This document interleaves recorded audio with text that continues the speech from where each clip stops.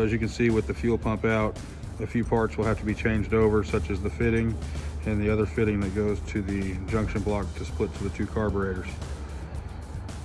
You also have to install a new O-ring before it's installed into the engine. This is where the fuel pump goes into the engine.